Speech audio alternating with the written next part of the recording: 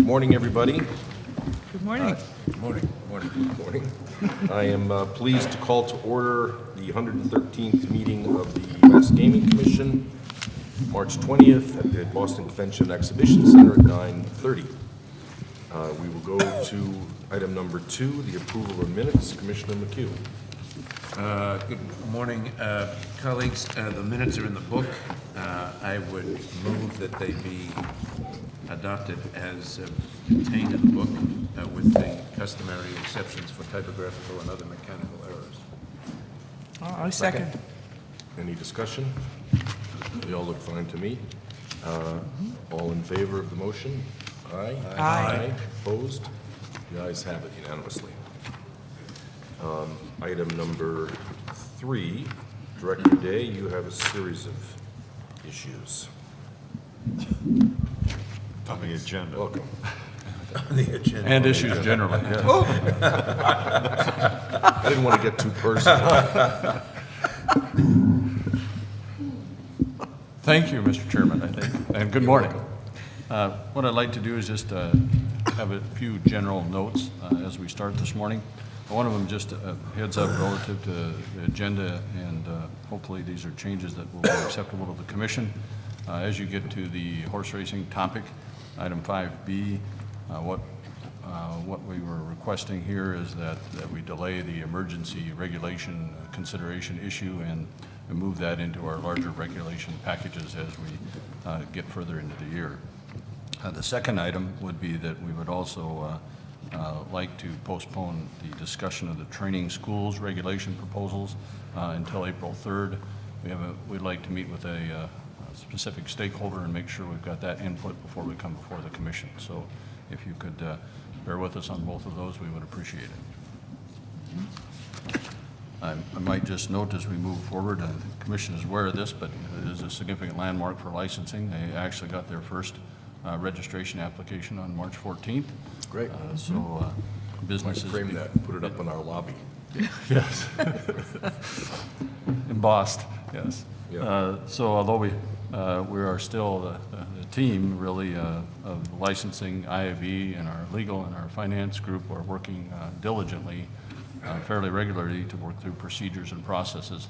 It's kind of amazing. I think all of us have been part of organizations for a number of years. You always take for granted everything that happens behind the scenes and all the plans and equipment and decision that needs to be there. But then when you start to create it again, the processes seem to just regularly unfold, much to your surprise. So, but your team is working very well together and providing solutions to each problem as they arise. And as we get more applications, we'll be ready to go. Hiring process update, just wanted to let you know that we're still recruiting for 3 gaming positions. We've confirmed 3 to start, and 2 offers have been accepted, and they are in background, and I think pretty close to all our racing positions are either in background or have been completed their background. So we've got some pretty good progress. The 3 we are recruiting, we're still having some struggles around our gaming lab manager and our assistant director that would be responsible for gaming agents and financial. So these are some positions that we're looking for particular experience, so it makes them a little more difficult for us to come up with someone we think is qualified. Have we taken the background check responsibility in-house now? Yes, it's entirely in-house. It's actually our human resource manager, Trupti Panda, is really responsible for it at this point, and of course the actual background work is being done by our MSP troops in-house. Yes. Great. And as I look through it, they've streamlined it. It's working much better. Great. Now, if I might direct you to item 3B, and there's D? 3B, as important. There's a memorandum there concerning policy and financial process recommendation. At our last meeting, we talked briefly that the Commission has been in the process to build the infrastructure necessary as the organization grows. It's been taking a number of steps to make sure that's accomplished, and of course those steps include strengthening our policy and financial systems as we move forward. And what I think it's important from my perspective, excuse me, this policy or this memorandum covers a number of issues and plans. So if you'll bear with me, I do want to read some sections of that. I believe the Commission is pretty familiar with it, but I think it's important that everybody else be aware of it as well.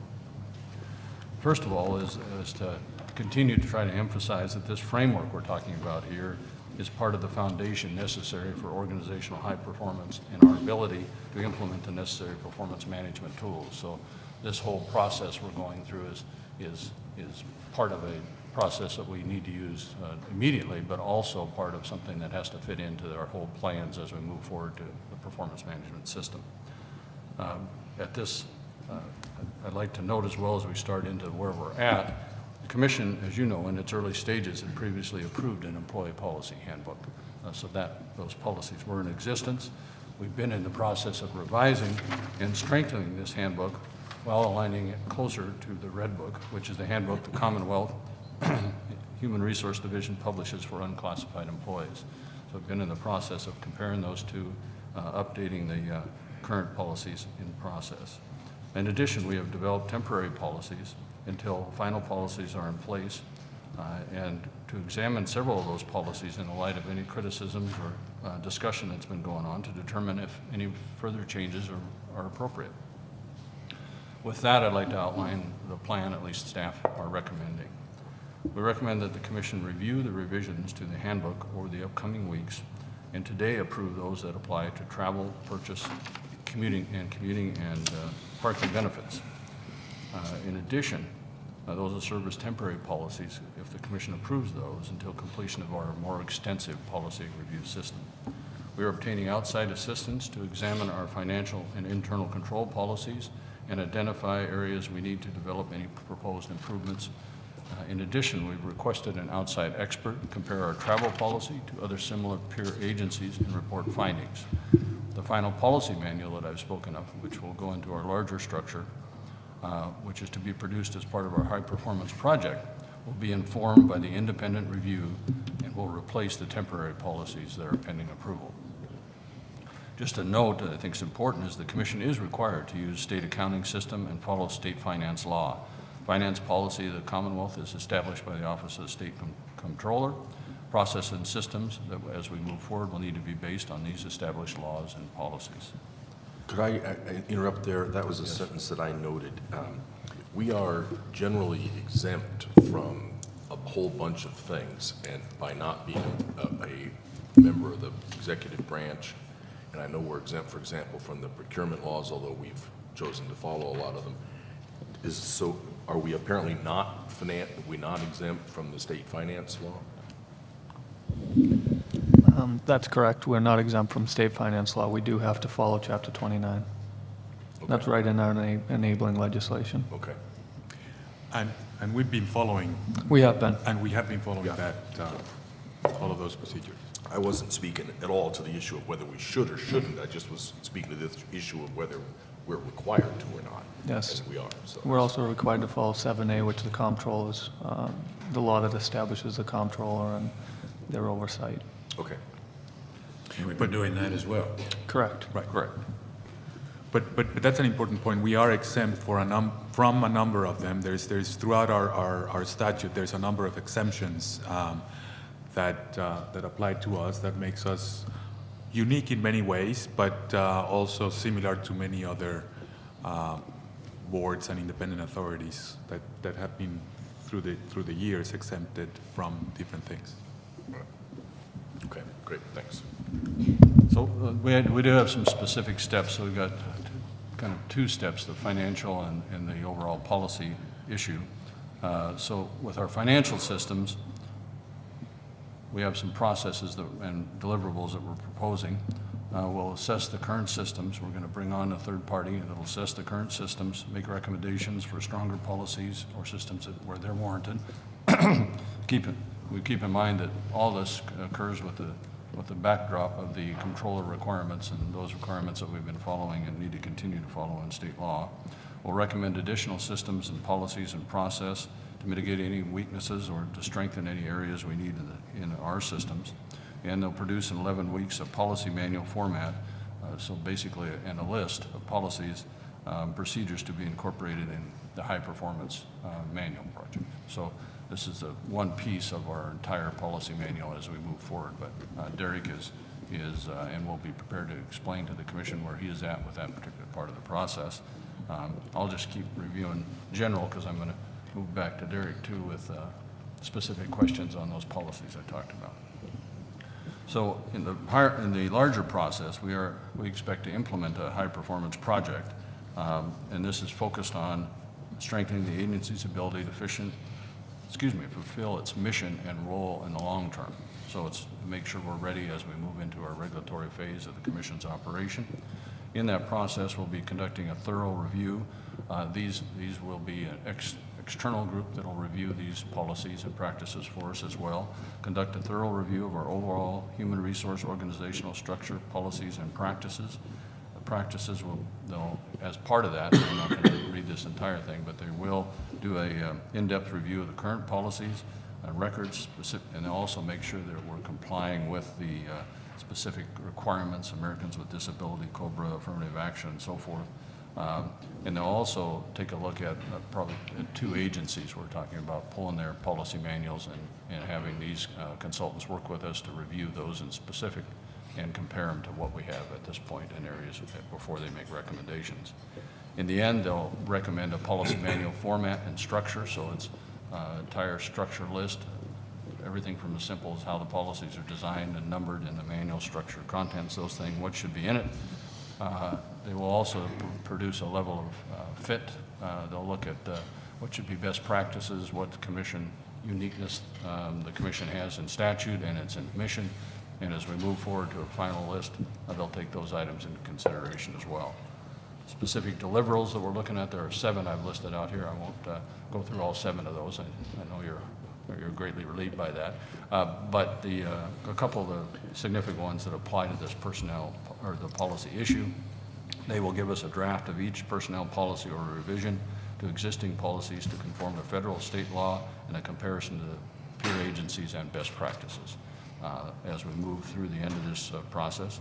They'll give us a report too of best practices and relative to employee performance and evaluation, so we'll have that information as we end this process as well. We are looking specific timeframes for these deliverables. The policy manual format master list I talked about, we anticipate in 1 month. The draft of each personnel policy we anticipate in 2 months. We expect to start this project here yet in the end of March and moving straight through.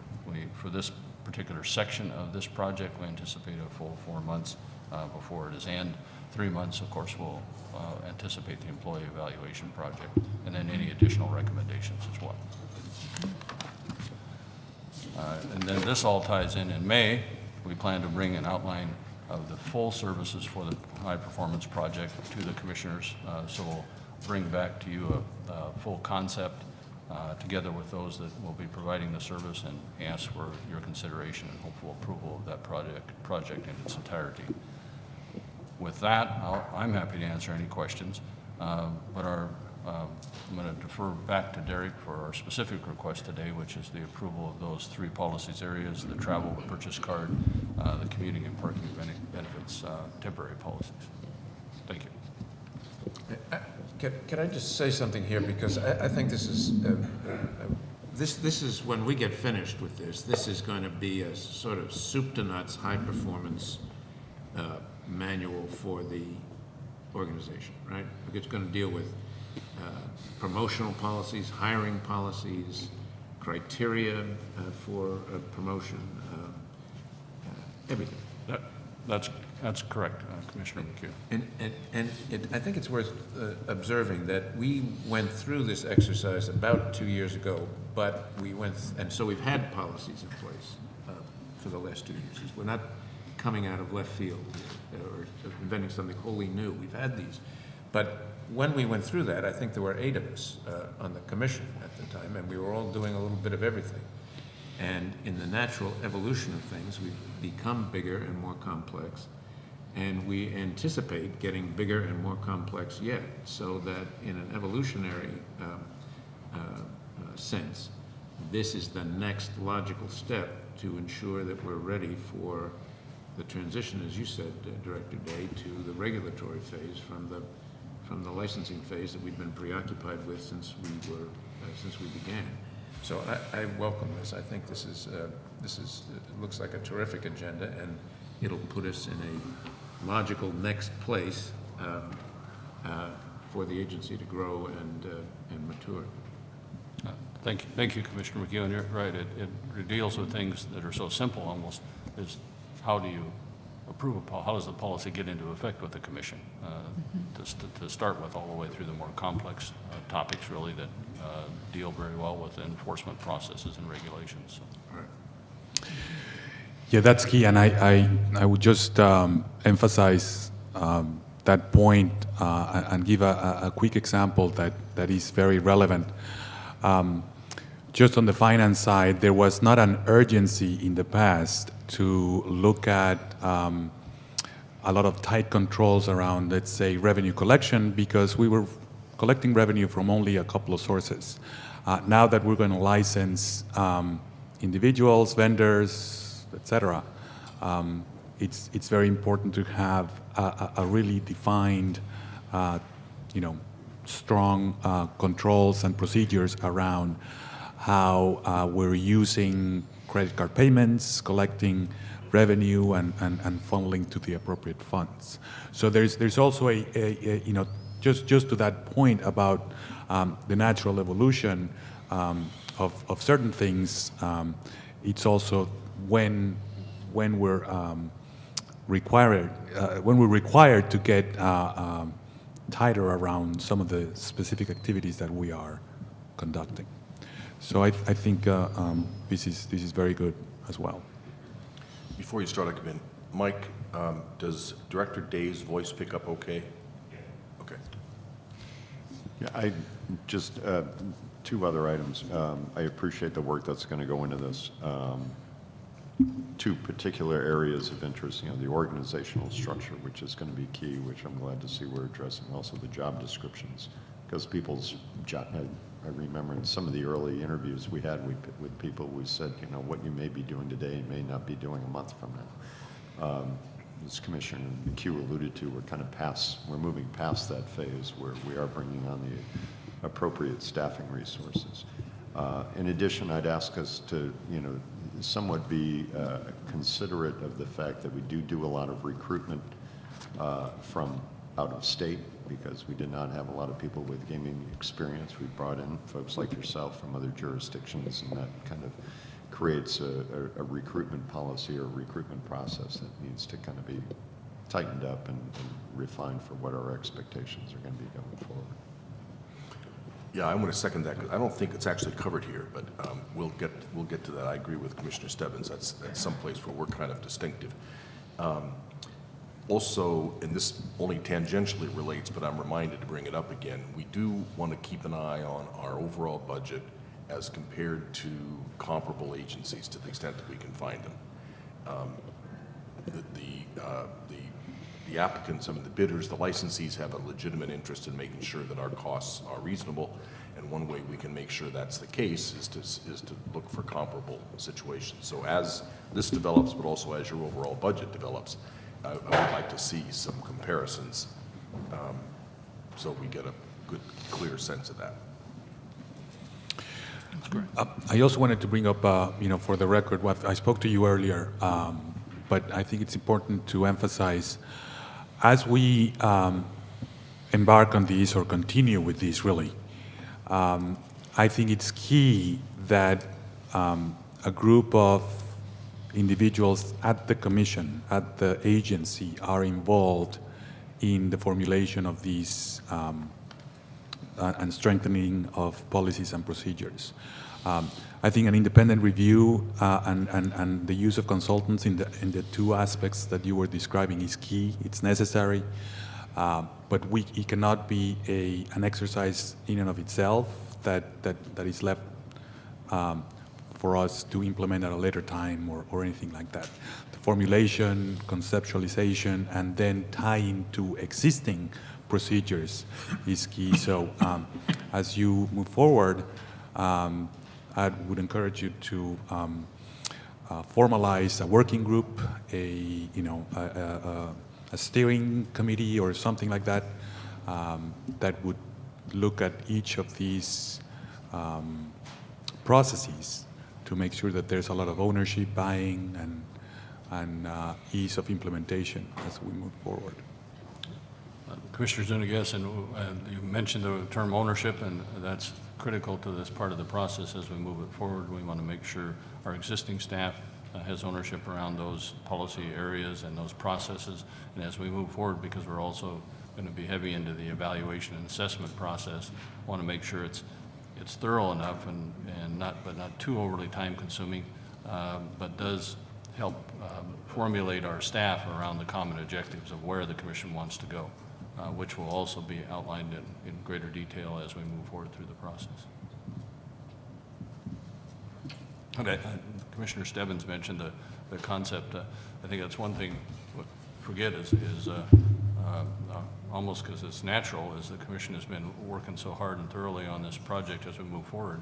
But when you actually start with the nuts and bolts, there isn't really any in Massachusetts in those as far as gaming experience. So it has required everything that the commission does relative to the applicants. Those involved in it, those might be involved in a regular, usually requires out-of-state and in many cases international to be able to accomplish it. Well, let's just go right to that. Is there a place in here that addresses the outside recruitment practices? There's nothing in the travel reimbursement policy, Right. The payment card industry, and the payment card policy or the commuting benefits policy, so no. But we will bring that up. That was one of the issues we wanted to bring up in the employee handbook. And we have to do a lot more research on that to see what specifically is allowable and not allowable as our quasi somewhat state employee status, non-state employee status, non-executive branch agency status. So just- I'm not used to those aspects coming from the executive branch, but there are a few things that I've learned here that we are allowed to do that executive branch agencies can't. So I want to do more research into that before I come back and say a yes or a no. Let me help out just a little bit too, is our HR manager has been going through and putting in a lot of work at this point on hiring practices and how those occur. So we are making a lot of progress in that way. And the second part is as this high performance project moves through the end of the 4 months, one of those areas that they will be taking a look at is, in fact, again, the hiring process and recruitment process and selection, how we're going about that. So we will have a significant amount of input by the time we get towards the end of this process.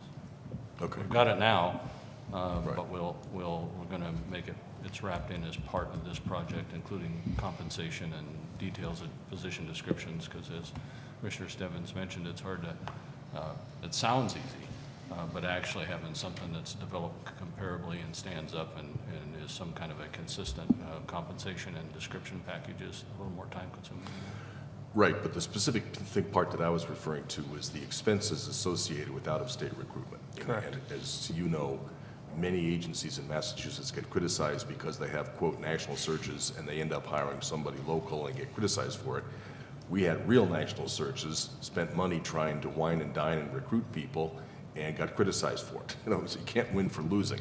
So we need to have an explicit policy about expenditures when we're trying to recruit people, if they're spouses and families and relocation and all that stuff, trying to recruit people from out of state, which we're doing much more than I think probably any other agency in the Commonwealth. So that specific issue needs to be addressed straight on. I agree. And we're trying to not only recruit them, but to get them to come here right away, so. Right, Right. right, even when they don't have houses to live in. Right, Right, right. exactly.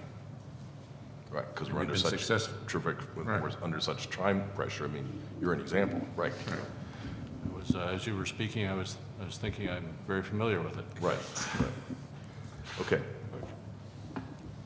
Derek, so do you want to answer, if the commission has questions, we'd like to, hopefully the commission will consider adopting those 3 temporary policy areas, and Derek's prepared to review those with you if you would like him to now. So before I move on to those three specific policies, did you have any questions regarding the process we're going through for the financial independent review or the independent review of our proposed travel policy? Well, you're going to talk to two agencies, right? Two other agencies? We have a quote out to three agencies right now off of a statewide contract for auditing and compliance services. So they specialize in audit of No, state but I finance meant policy. the agents, the comparable agencies. Oh, yes, we're going to look at two comparable Right. agencies as well as our own policy and crosswalk that with the HRD policy to show where the specific exceptions are. And the comparable regulatory agencies will be agencies that assess their costs on the operators, not through a state appropriation. Correct. That's an important distinction. Okay. I don't have any other questions about that. Okay. So moving on to the travel policy, I'll spend a little bit of time there, walk through each section quickly. I know that we've got a little bit of criticism on this. So this policy is drafted to follow along the Red Book which is, as Rick pointed out, the travel reimbursement and personnel book for managers and unclassified employees of the executive branch. So there'll be a few areas where we propose to differ. I'll point those out, and I'll give you a general overview of each section. Section 1 just points out authorizations for out-of-state travel. We'll have a dual approval. For in-state travel, it's just a supervisor approval. That's pretty standard across the executive branch. Section 2,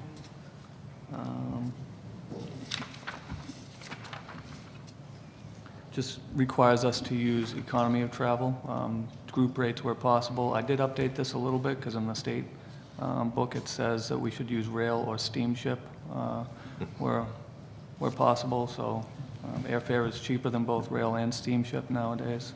So we've updated Maybe if we're for going that. up the Erie Canal. We can, Yeah. So what does the sentence mean? Cost of transportation shall include fares less federal taxes. We can't get reimbursed for federal taxes? that's been standard in the Red Book. So you should ask for it to be excluded. Just let them know that you're a state employee traveling, and Oh, ask just for it because, to, I see. We Okay, do, yeah, got it. ask for it to be excluded. just like the state tax, Got it. we don't pay the state Got tax it, either. got it, sorry, yep. We're exempt from paying the state tax. Section 3 defines when we can get paid traveling from home.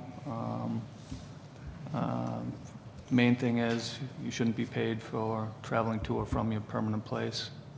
But if you are traveling someplace different, you should get the difference in those miles. So that's basically what Section 3 is talking about. Now, the one issue here that we've talked about that is important to be clear is that we have a commissioner who was appointed to his job in part because he lives in Western Mass. And in effect, he's required to live in Western Mass.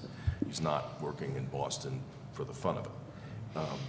And we've talked about making his permanent assignment either at home or an office in Western Mass so that he's not obligated to commute every day. And we're going to change our schedules, which we'll be talking about. Did you already mention that? No, I think you forgot that. Right. We're going to be changing the times of our meetings to relieve the pressure on his commute. But I just want to make absolutely sure, if we're going to deal with this by making his assigned home office, his assigned office somewhere in Springfield, fine. Then he could, when he has to come to Boston, we can exempt, in terms of the expenses as well, or we get to this issue of the spending the night. But I don't want to leave Commissioner Stebbings hanging out there without a way to get compensated for the extraordinary travel that he is required to do by virtue of his appointment. And that's not an uncommon practice. I've had commissioners be assigned to areas out in Western Mass when they live in Western Mass, and there are additional offices. There are deputy directors that are assigned to different parts of the state. So as long as that's not an uncommon practice, as long as it's in Boston, when they need to be in Boston, and there's a difference. It passes every test I've ever gone through. And then he will be able to be reimbursed when he comes into Boston. So how, This actually strengthens a prior policy that we had that had a 45-mile exclusion that was somewhat arbitrary, and I remember it because I drafted it. This streamlines quite a bit that eventuality and others, Mr. Chairman, and depending on the assignment, which we can easily discuss or let Commissioner Stebbins decide, then the mileage would be reimbursable whenever traveling to commission meetings, to the Boston office, et cetera. And it would be a lot more consistent with existing agencies that have similar situations.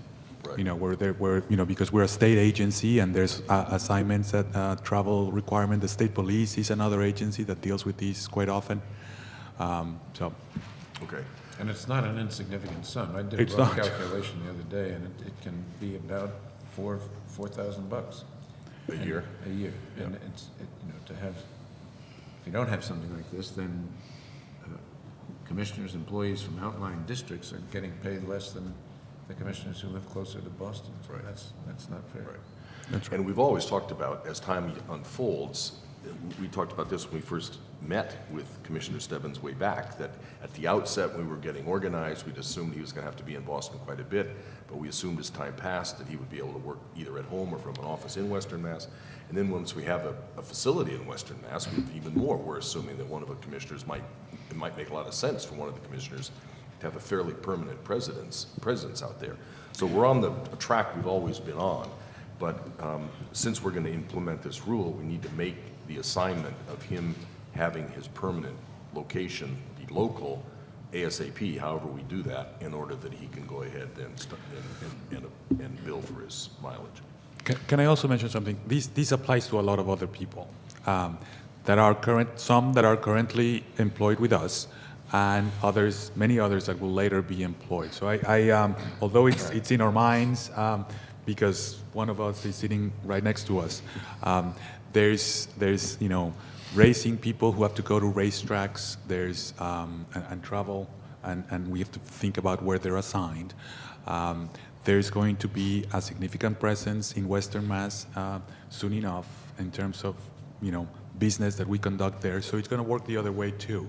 I just don't want to go without mentioning that this applies to a lot of people. Yeah, and that's how we've drafted the policy. If you look at it, there's approval process for both commissioners and employees going through the executive director. So we recognize that this is meant to be for the whole It's organization. for everybody, yeah. And I think is obviously this is going to be a policy which will certainly help commissioners and commission staff down the line who may have, a sizable commute if they come into Boston. And now that we are zeroing in at least one applicant from Western Mass, we can kind of revisit looking for office space. I think before we were mindful of where we would find office space because we didn't want to send signals that we were Right. beginning to favor one community over another, but certainly it's worked itself out, so to speak. But Yeah, good point. I forgot about that, yeah. Okay, anything else on item 3? Okay, Derek. Item 4 just gives a definition of full travel status and some examples of allowable expenses. This raised an issue that I've mentioned to you, and maybe there ought to be, I don't know how they would deal this, but occasionally I, for example, sometimes go out to Western Mass to speak at a breakfast, and I much prefer to go out the night before rather than try to get up at 5 or 5:30 and drive out before the speech, which I don't think is unreasonable, but people may disagree with me. I'm open-minded on this, but if people agree that that is a reasonable thing to do, or if you're at a late-night event, like a late-night dinner or something, sometimes driving back from Western Mass, that's, leaving at 9:30 or 10 is unreasonable. If it is, but this doesn't have a 24-hour mandate is not covered. If people agree that occasionally, I'm talking very occasionally, that's a reasonable thing to ask for, then we should have some mechanism in here that on an occasional circumstance, somebody can approve that, whether it's my traveling or somebody else. Like, for example, the other way around, Commissioner Stebbins, if we have something really early that's happening in Boston, he might feel it makes more sense to come in the night before, which I would think is reasonable. So, A, maybe that's already able to be done on a one-by-one approved basis. Well, A, is everybody comfortable with that? B, can it be done? And if not, C, can we make sure it can be done? You know, I am not comfortable with that, Mr. Chairman. I think this opens the door for the sort of criticism that we can take. I think a clear policy like this that can bind this notion of convenience is stronger and better for everybody.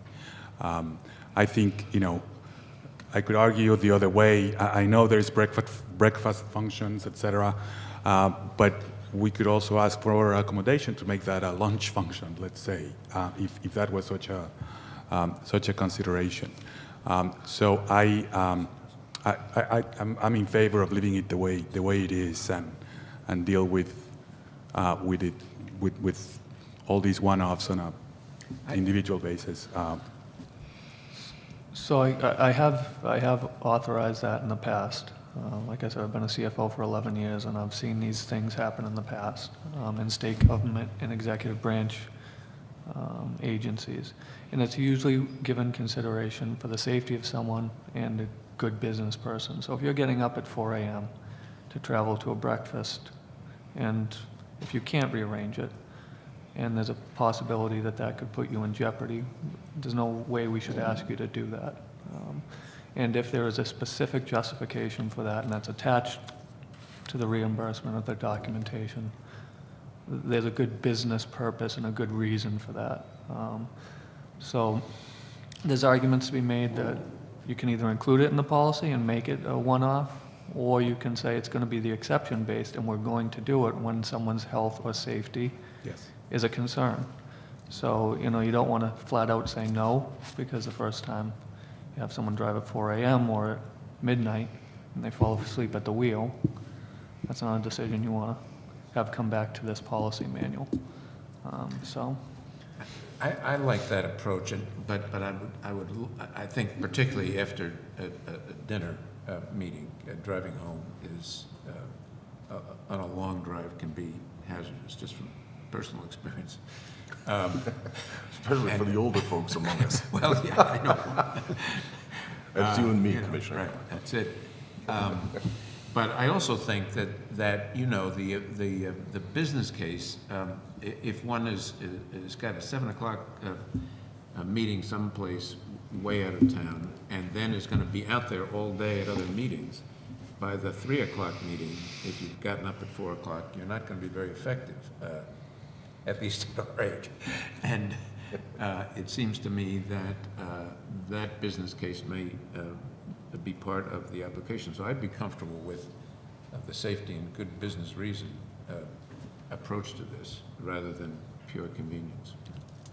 Derek, is there anything that prohibits say going out to speak to a Chamber of Commerce, that prohibits a Chamber of Commerce for helping to assume the cost of the overnight stay?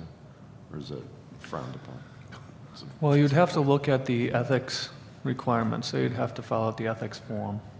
You'd have to look at whether it serves a legitimate business purpose. You'd have to run it by our general counsel's office and make sure they're comfortable with it. But there's nothing that prohibits it as long as you meet all those ethics tests. So no. But you would have to fill out that statement of interest. Right.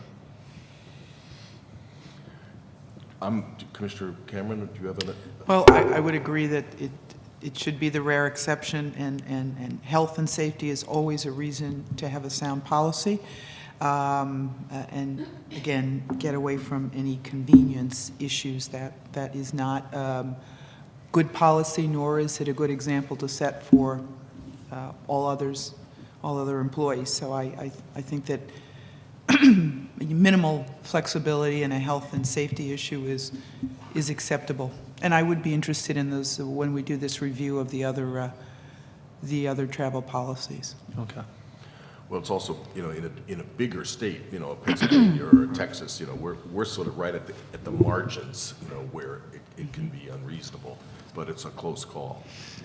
I'm comfortable with that if you are, Commissioner. I'm totally respectful of, I think documentation goes a long way. Yeah. One of the issues that we've talked about is, none of us, I think, feels very bad about our expenses. Our expenses, for the very most part, have been totally legitimate. But because we were still in an early stage, we didn't have a lot of the backup and explanation that we should have had, and will now be having. And if there's a little memo that says Crosby or Smith or Jones requested such and such and was granted for such and such reasons as backup, and it happens every once in a while, I think that's probably okay. Well, we started, you have a form that memorializes that for every expense reimbursement that it's occurring now. Correct. We're going to update that a little We bit. can update that a little bit. We can, have any number of called out reasons why this may be, an exception to the policy, et cetera. So, And those exceptions would have to be approved by ENRIQUE for you, Mr. Chairman. that's right. He has to approve my expense report. It's not fair. That's right. Well, you approved mine, so. Right, well, that's true, good point, right.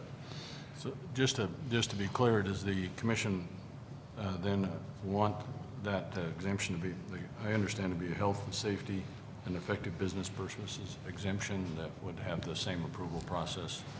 Yes. Executive director, the chair, and That's right. Yeah. I mean, and like any other strong procedures, ideally in advance, but, we cannot think of every eventuality that may happen in the future, and that's important to remember for every policy. So Well, as I know long as our we, accountant- as long as we leave reasonable discretion here, we can have a principle and then manage to the exception. I'm convinced that our accounting staff will return it to all of us if the justification isn't in there. Great. Okay, great. Section 5 gives a broad description of unallowable expenses. Section 6 limits full travel status to 30 days without getting prior approval from the executive director or the chair, which is already in there for out-of-state travel. So it's almost a duplicative one, but we're just following the red book. We could strike that if we wanted to, but. Sections 7, 8, and 9 deal with state-owned automobiles. Eventually, we will have a fleet. We have a request into OVM right now to get 2 fleet cars. So these will become more essential as those cars come online, but we're working on getting insurance as well. So we won't be using those cars until we have an insurance policy, so. Sections 10 and 11 deal with private mileage, allowable and unallowable expenses.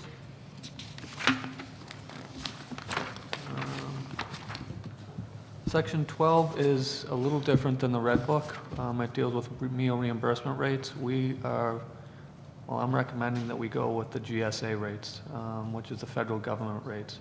The GSA does a regular survey to come up with what the cost should be in the continental U.S. for places that aren't standard visits, and then where they regularly go to, and the amount they allow, they come up with specific costs per city. I've been a state employee for 13 years, traveling in-state and out-of-state for most of those 13 years, and the rate of $30 hasn't changed during that time period that the state allows, where the GSA actually goes out and does a survey of what it costs to eat and stay at each city. So I think this is a more reasonable approach. It's not arbitrary, it's done on research. So that's why I'm recommending going with this rate versus just $30 that the state stuck to for years. I think the federal policy makes sense because of our business, which is an international business and does require travel, not only out of state, but certainly travel out of the country. So that, for that reason, I think this makes sense. And I think something key here is key, which is the rate varies on the destination that you travel to. and we would incorporate all of that. It doesn't presume that there's one rate for everybody just because we live in Boston or Western Mass, et cetera. So it accommodates essentially, the survey, but it also includes and takes into account the destination. Does the GSA not permit receipts with alcohol on it, even though the alcohol isn't claimed as a reimbursement? Any federal training I've gone to, they say no alcohol, not on receipts, it's just, Not on the receipt? no. Not at all.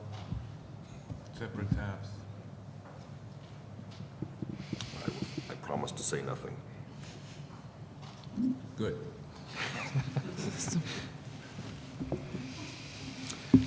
There's one correction I do need to make to this policy. It's a technical correction in this section. Where it says .12 to .18, that should be sections .13 to .16. There was a section, and I've now forgot where the reference is, that said that we're going to have a per diem, so there's going to be a cap. But there was a section that said we couldn't be reimbursed for tips. Is that in here? We changed that to reasonable You've already tips. changed that? Reasonable Okay. tips at 20%. All right, fine. Capped at Okay, 20%. good.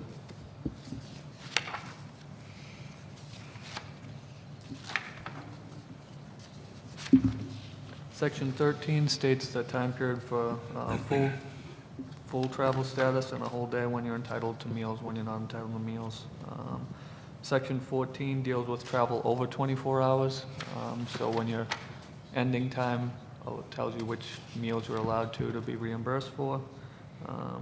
Section 15 deals with what meals are allowed when you're on travel status under 24 hours and when it needs to start, when it needs to end. Section 16 deals with exclusions of meals, so if the place you're traveling to provides meals, you're not entitled to be reimbursed for those as well.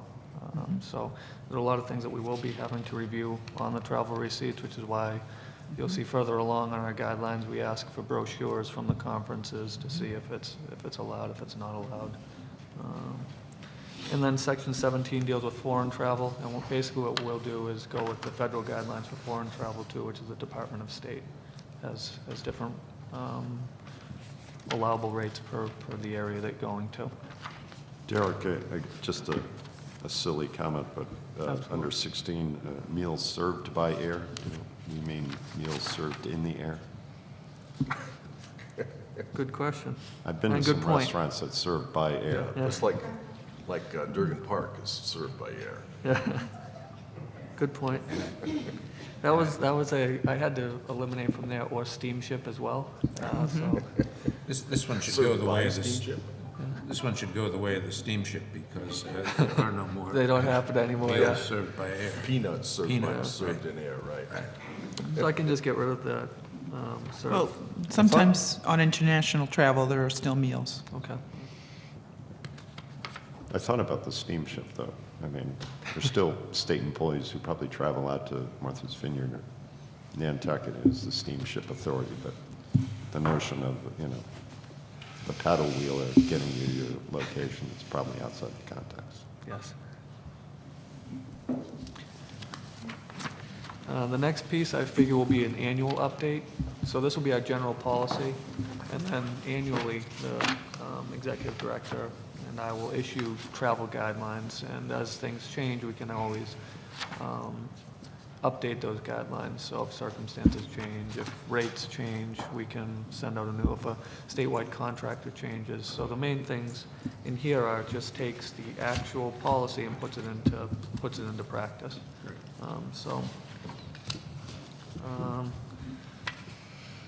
Section 1 basically requires that we take the start and end date of each trip, and if you're making trips in between, you document those, which is what we'll have to fix on our form. Section 2, under accommodations, we're requiring that there are multiple ways you can go about it. You either get competitive rates, show those to us, use the statewide contractor, Pan Am, that's not the travel, the old airline, it's an actual travel agent that the state does business with. And at all times, you should let the travel agent know that you're looking to get the GSA per diem rates, not the government rate. Government rate is different from the GSA per diem rates. And they actually do work with you on that. I've had to travel a few times, and as long as you let them know that. And there's a process in here, if the GSA rates are not allowable, that you should come back, justify it to me, let me know that because this will happen at conferences sometimes, the hotels are booked up, the low GSA rate ones are booked up, and you'll be stuck 40 or 50 miles outside to get a GSA rate. It's going to cost you more in cabs to get back and forth to that, or a rental car, than it would cost to just increase to the rate of the hotel that you're staying at. So we include an exception to understand that there are business circumstances that don't allow you to do that. Section 3 deals with meals. I think we've gone over that ad nauseum, GSA rates and what's allowed on receipts, not allowed on receipts. Section 4 tells people what they need for documentation to be reimbursed. Section 5 is probably a little controversial one for out-of-state travel and asking people to fill out TAFs, travel authorization forms. I'd have to review it with Catherine because the current one is for executive branch employees, so we'd have to peel off the pieces that don't. But it's basically letting people know that you're out of state on official business in case something happens. This was the purpose of your travel, this is who's paying for it, and this is the date you should be back. And if you have anyone traveling with you that's not part of your official business, that's documented too. Derek, on the out-of-state travel under 3, the detailed cost of the trip, breakdown of all anticipated expenses. Yeah. That's an estimate. I've Okay. never held anyone to that unless they put down $200 and it came back at $800. So it's a general estimate. It's just, what do you think you're going to spend? Okay.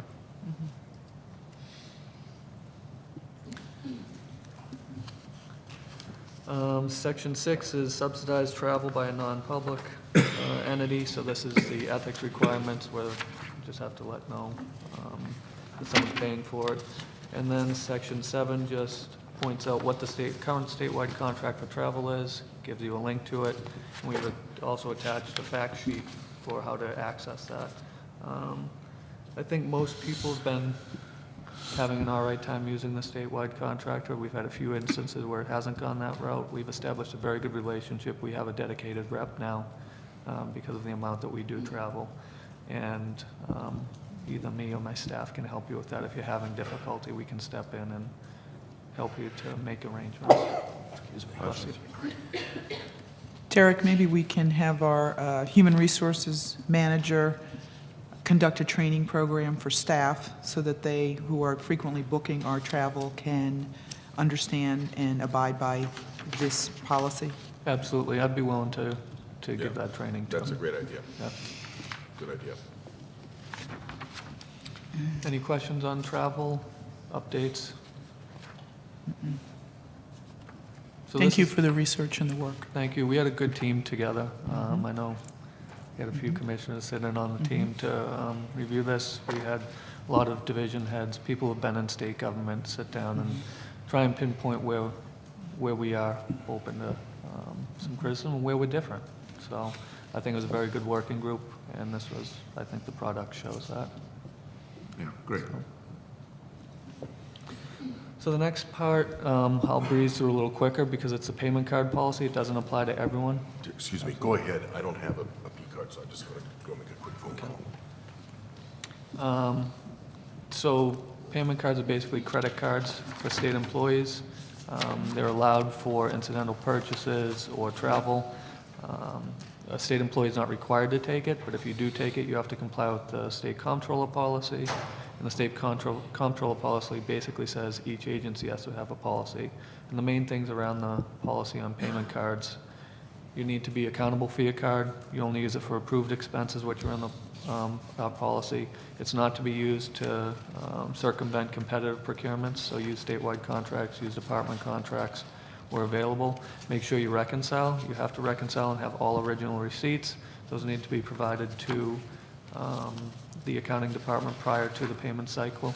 And then if there are any disputed costs, there's a specific format we have to go through for disputing costs. It's all laid out in the policy. And then there's one other area where you're set up with a $10,000 limit when you get a payment card. I've never seen many people overuse that. But if you are going on an extended trip, so when I was at HED, we handled all of the governor's trade missions, we would actually bump those credit cards up to $30,000 or $40,000 because you're going to be over for a couple weeks.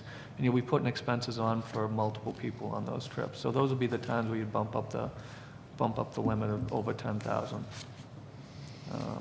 I know that we're looking at maybe shortening up the amount of payment cards we have, but I think if we use the policy here and we have a documentation attached for each reconciliation and each bill that we pay, and reasons why costs were incurred, we'll be all right. And we've moved towards taking recurring expenses off of these payment cards, just something we were doing in the past. It wasn't used for the exceptions. So we moved away from that, and I think I don't see any cause for concern in how we're currently using our payment cards. And again, it seems to me that in the process of migrating to a more sophisticated approach to a lot of our activities, we started out using these cards for things that there's a better way to account for, and I have now begun to migrate to that process of accounting and integrating them into our expenses and budgeting, so that activities that began before we had a sophisticated, we always had a sophisticated treasurer, but it was just systems were not as necessary then as they are now. So Yeah, and it strikes helps me to have as dedicated staff. Pardon me? It helps to have dedicated staff. Well, yes, and a dedicated, competent staff that's capable of not only creating these policies, but then enforcing them and making sure that the policies are followed. So this is a logical migration, and it's a good one. Yeah. Enrique didn't have the luxury of having 4 of us on the team when Right. when this started No, off. that's right. I mean, it was everybody was doing everything, and Enrique did a terrific job of setting up policies and overseeing their execution, at the same time doing all the other things that he was doing as we tried to move this process forward. So we're now in a position where we can relieve him of some of that and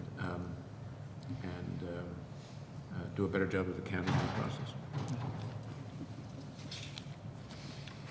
So that's the basics on the P-card policy. It only applies to 5 people in the office, so it's, I won't go as in depth. And the final policy I have for your review is the transportation commuting benefits. Just wanted to put into policy what is already allowed by law by both the Department of Revenue, well, 3 agencies, the Department of Revenue, the Internal Revenue Service, as well as the State Comptroller's Office, put into, allows employers to provide parking or T-passes to their employees. It's just any amount over the non-taxable, the non-withholding amount has to be taxed. So we've implemented that.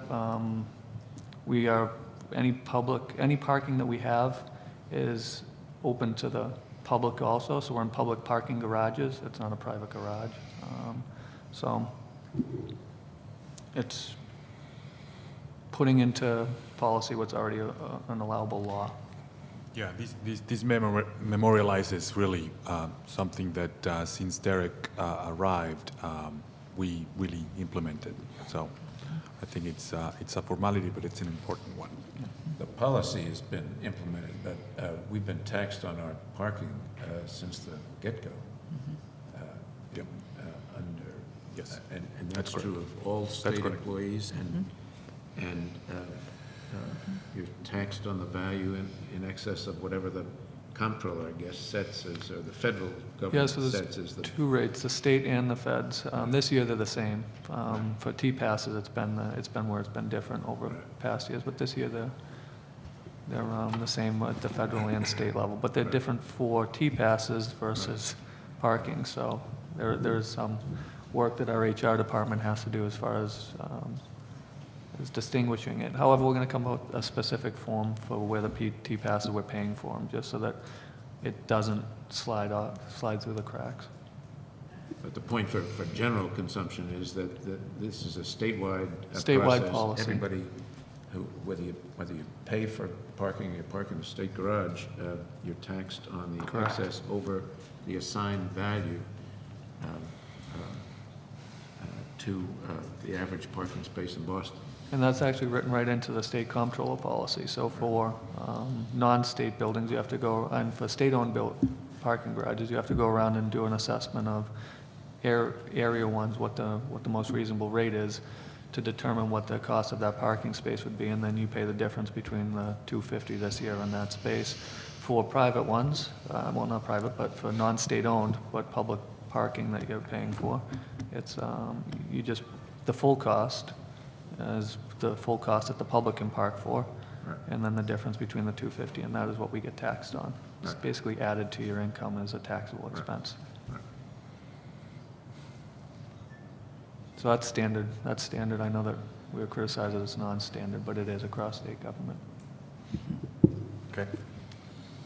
That's right. That value is also income for the. Yes. Right. Yeah. That difference is also income for your federal and state income For your tax. taxes, yes. Good work. Thank you. Yeah, Thank you. great. You want to Vote do, on these, or? do we need what? Oh, Yes. do we need a vote? Yes. Yes. Oh, all right.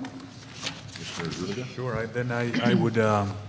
I would move that this commission approve and in favor the recommendation here set forth by Executive Director and CFO relative to the travel policy, the P card policy, and the expense reimbursement, I'm sorry. Transportation, commuting. The commuting benefits policy as described in the packets. Second. Chairman, Commissioner Zuniga, does that include the amendment or? The small technical small changes. Thank you. technical changes plus the amendment on the exemption for purposes? Thank you. Thank you. It of course does, as amended and discussed hearing. Any further discussion? Second by Commissioner Stebbins. All in favor of the amendment, say aye. Aye. Opposed? The ayes have it unanimously. You want to go back to 3A and then 3C? No, we're ready for 3C. Okay, did you talk about this? Oh, for some reason, I'm insisting not to mention the time, the start time, I don't know what it is, which is a good reason why I actually put it on the agenda. Beginning April 3rd, commission meetings will start at 10:30 a.m. instead of as they have at 9:30. So just, it'll, of course, be on all agendas, but for everybody's calendaring, please change to 10:30. This was from the journalists in America who were having to get up too early. There, Mr. Chairman, I have now stated that, which my intention was a long time ago to do that. And I think we are, one thing about these, I just want to mention with this travel, we touched on it, but we are now in the process as well of entering into a number of licensing investigations, for instance, with machine manufacturers. And we are going to be in a position, again, where we're talking about countries, Australia, Japan, Europe, all these, a number of these applicants will come from these areas, so it'll be a pretty intensive process, and I think the flexibility in that process is very important as we go to these areas that are just uncommon in many cases. With that, we're to the procurement, or the monitoring process. And Derek. Is that point, as long as we're on this discussion, is that point worth stressing? That we are, so I plunge ahead and stress it. We are operating in a part of the economy that is truly global. The qualifiers for our applicants are in different countries. The suppliers of machines and other kinds of equipment that we're going to be in our places are in different countries. The facts that we need to gather in order to do a complete and thoughtful and thorough background investigation are in different countries.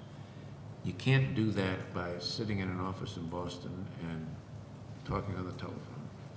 You can do some of it, but you can't do it thoroughly. You can't do it on the internet.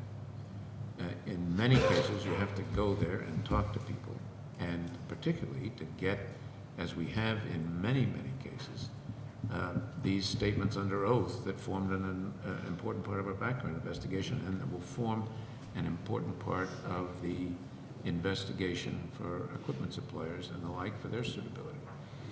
There will be a day, perhaps, hopefully, when there can be some kind of a national compact so that one can safely rely on examinations performed by others.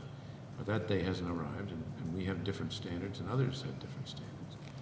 So that the need for policies like this and the flexibility of policies like this is essential if we're to do what the statute requires us to do and conduct thorough suitability investigations to safeguard the citizens of the Commonwealth. And that's what we've been doing in the beginning. That's what we continue to do, but that's why we need this. So it seems to me that everybody ought to understand that. I agree, Commissioner. With that, a factor that plays into it as well is, as you mentioned, the qualifiers and the parties that we have to interview in that process and what works for them as well. There are examples I'm aware of where there's a request from a party that's in a different country, not to come all the way to Massachusetts, but because of their business reasons, they would rather have staff come to a place in between that will be helpful for them, where they can get their interview, get their facts done, and get on their business without too much interruption to their own schedule, which I think is also an important consideration. And then, of course, one of the bottom lines of this process is ultimately those expenses are billed to all our licensees and applicants. So they're not a state expense. I was going to emphasize that point too. Yeah, I think Commissioner McHugh's emphasis is well made, as well as the point you made that no taxpayer money goes to this. All of these expenses are assessed back on the applicants and the license holders. Monitoring. So the next piece in front of you is the Oversight Project Manager recommendation. On January 31st, we posted an RFR for a firm or firms to conduct oversight project management services, not owner's project management services, because we don't own the actual building that's going to be constructed, but oversight to just review the goals, make sure that what the building promised to us will be built, the promises made, the commitments made are actually upheld, the materials, the layouts, timelines are kept to. We're looking for a firm that can produce these services for us. The responses, I'm sorry, on January 7th we posted that. Responses were due January 31st. 4 firms responded to us. A team of 3 were assembled to review the responses. It was clear that 2 of the responses came back better written. They understood the scope of what we were asking for, and those 2 were asked to come in for an interview on February 19th and March 7th. Originally it was February 19th and February 20th. However, during the process, one of the finalists was a collaborative between McFarland and Pink and Company. And McFarland had identified they had been conflicted out and ceded their interest in the response over to Pink and Company. We reviewed the response and saw that it's substantially the same, and it didn't change that much because almost all of the sub-consultants remained with the Pink and Company team. So we moved on and interviewed both PMA consultants and Pink and Company. And during the interviews, if you look at the original written scores, you'd think there were a much bigger gap, but it showed that both firms could probably do this job well. 2 different approaches. One was a little more straight to the the scheduling, the 10% audit, come back and give us areas to mitigate the risks where the other one had a more in-depth knowledge of how the process works, a better understanding of what's going on, but may have been offering more than just the oversight project manager role. So based on those interviews, team came back and thought it'd be best to actually pre-qualify both of these contractors. The procurement allows for us to select one or multiple contractors, pre-qualify both of these contractors, provide Pink and Company Collaborative with the opportunity to start on the awarded slots license because there'd be less startup time. They already know about the process, having gone through the initial reviews, and leave the second consultant as an option if we wanted to go out as Category 1 license or awarded to ask for specific quotes to see if a different technique would work. Discussion? I agree with the recommendation. I think the fact that Pink and Company has a working knowledge of, first of all of us and the process, the host community agreements, the conditions, I think that will be an advantage. And the fact that they did score a bit higher was something I saw as a reason to consider as well, as you do. So both are qualified and are pre-qualified and go in this direction. I think it's a sound recommendation. Yeah, I do too, but I wonder if there's a possibility of, whether a possibility of collaboration between the two was explored. We know both of these companies. They provided very good services to us thus far. What does PMA do? PMA is the schedule. The ones that create the charts with all the plans. That's on Hill. Yep. Yeah, and that's really their sweet spot. That's what they do, and that tool that they use really is flexible and makes updating easy while supporting whatever level of detail you want to get into. So was there any exploration of collaboration between the two? I can't tell you what the two firms talked about. I can only go based on what the responses were. We can sit down and talk about collaboration. We can write the contract so that. I throw that out as a possibility. I don't know whether it's a good idea or a bad idea, but it does seem to me that as we go forward, the slots parlor is one thing, but hopefully at least, the slots parlor is going to be joined by two more bigger projects, and perhaps a third one before the end of the year. And trying to keep track of all the conditions of 4 things that are going on simultaneously really is going to require a lot of thought and all of the sophisticated tools that are available for everybody. So I throw that out. I don't know if it's a good idea. I don't know if it's a bad idea. Well, I actually think it's a very intriguing idea and a very good one. I personally always assumed that in the prior procurement for the scheduling services, we could always extend that contract, and we had that ability. We have that ability. Similarly, all of the other procurements we've done, we have the ability to extend other contracts. So, but I think this is worthwhile exploring, to go back as you fine-tune a negotiation. We could ask the parties as to whether scope refinement could be integrated with the current efforts, like the scheduling, and just put it on them to see if that's something they'd be willing to do. I think it's an intriguing idea. I mean, mapping out licensing, mapping out permitting requirements, mapping out job and recruitment pieces to all this might make our monitoring oversight responsibilities a little bit easier. Certainly something to explore. Is PMA, is it public management, something or other? Is that the firm that's in Quincy Market? No. Who is PMA? No, they're in Braintree. Oh, okay, I don't know what that, I thought I knew who they They're were. basically construction managers. Yes. They're project managers. Project managers, As Pink is, yeah. You know, they are both, they both do a lot of, they compete in other instances. I'm familiar with both from the School Building Authority.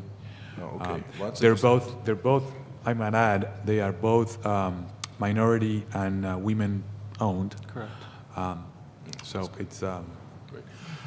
Well, by implication, you're answering some of my question. I had two that sort of are in the same vein. One was, I guess I don't really know what Pink and PMA do or what their skills are. I thought of this as being quite a technical job, and I was expecting sort of an engineering type firms to do this, to oversee the construction of these facilities. It's not just monitoring the timeline, although that's important, but it's monitoring the technology and, you know, and the whole construction process. And the teams that they've assembled have all of that. They have lead specialists, they have architects, they have road engineers, they have the engineering background, and they have the project controls. So they have all those areas. they do. Okay. Both well, do. Yes, both do. Okay. Well, that's good. This is all I know about it, is what's in this report. Yeah. So, but the other thing is that Commissioner Cameron, we don't have a choice but to talk about this publicly, but you've expressed some concerns about some of the technical support that we have had. No, And is that, I had an issue with,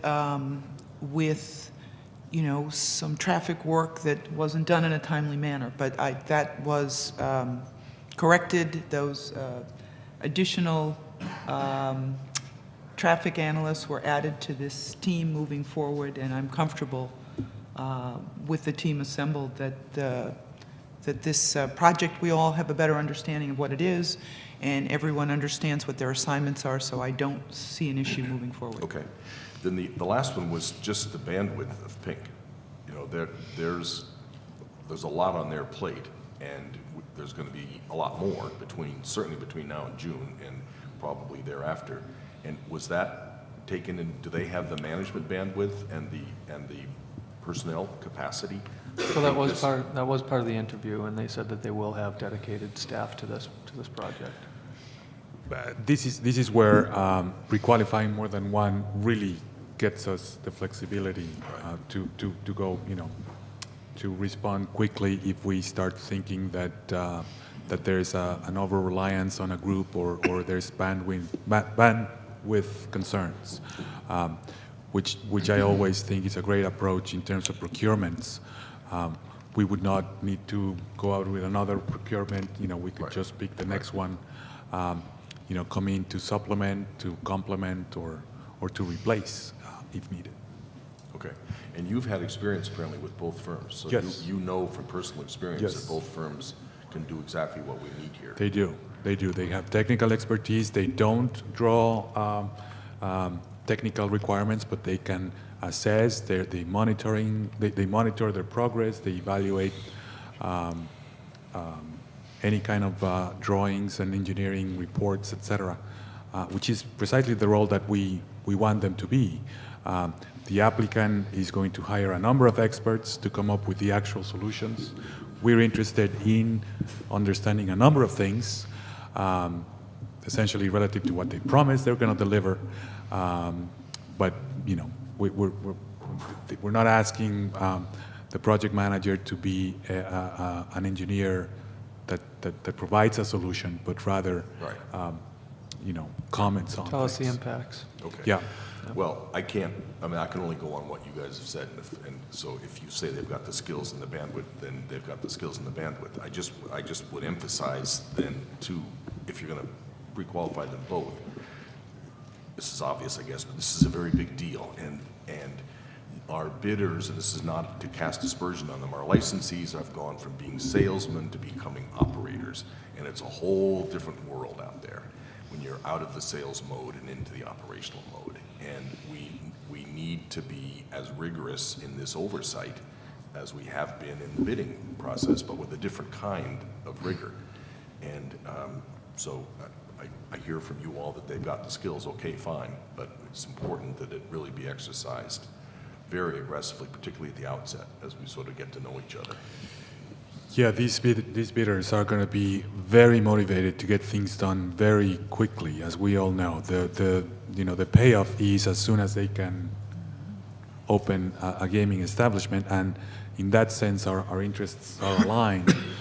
But in the other end, getting things done properly and without any surprises is also very much in our interest, which emphasizes your point, Mr. Chairman. Right.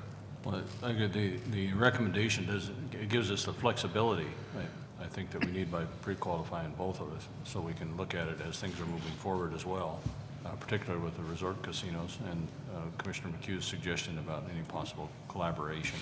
But it gives Pink the nod for the slots parlor, but also provides us the opportunity to make judgments on how that process is going and whether we need to change it as we move forward. So I think it will give us a lot of flexibility. We do intend, if the commission approves this recommendation, we will ask both pre-qualifying firms for their recommendations on our monitoring regulation proposals too. So we'll have their input before we bring them back. Great. Okay.